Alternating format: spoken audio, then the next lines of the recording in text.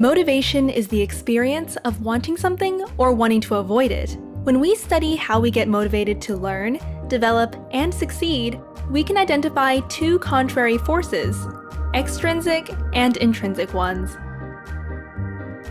On the one hand, we want to belong, desire to be loved, and seek to get the attention we think we deserve.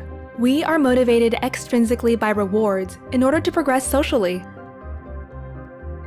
On the other hand, we strive to explore things that are satisfying in themselves, disregarding rewards. We are motivated intrinsically by a natural curiosity which we follow because it feels right. The opinions of others don't matter. To understand why we probably need a good mix of both, let's imagine two 4-year-old children. Both grow up in families that want only the best for their kids, but have completely opposing views on how to motivate them to succeed. Tom's parents believe that all their boy needs is love. To not undermine his intrinsic interests, they never praise him or use rewards. Eventually, they decide not to give him any feedback at all, fearing it could corrupt his free mind.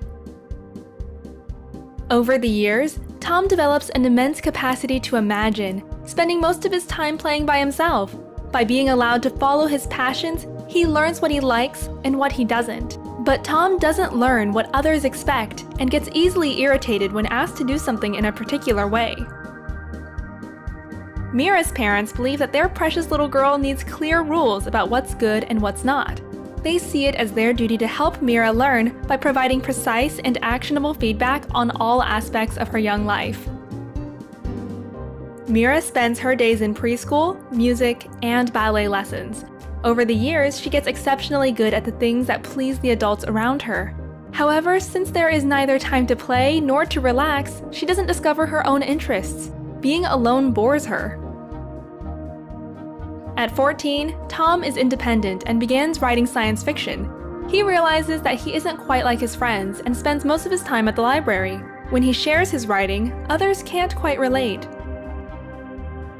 At the same age, Mira is at the top of her class and has plenty of friends and admirers. She knows what is expected of her and makes sure to meet those expectations.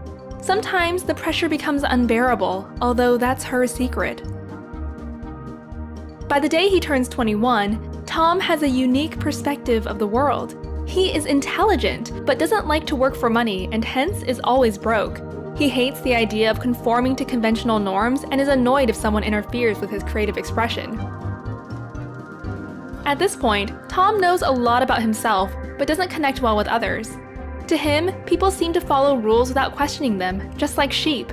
Integrating into the society is difficult at this point, and he begins to search for utopia.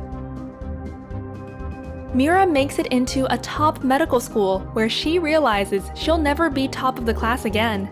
Once that place seems out of reach, her motivation drops and she wonders if medicine actually interests her. Since quitting is no option, she takes up a second major and runs for student council president.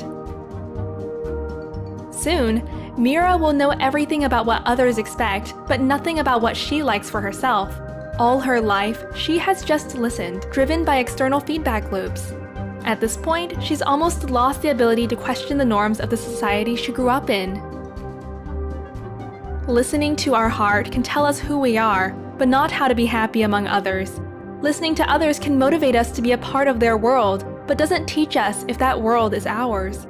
This is why it's probably good for the two to go together. Then we can learn what we want and get the feedback we need in order to stay motivated to explore new roads into a better society. A large body of research shows that balancing the two forces is not straightforward. One meta-analysis of 128 studies examined the effects of extrinsic rewards on intrinsic motivation. While most rewards significantly undermined our intrinsic interest, positive feedback, which is an extrinsic motivator, inspires us to keep going. Put simply, honest words of encouragement get us going, while money or gifts undermine our inner drive.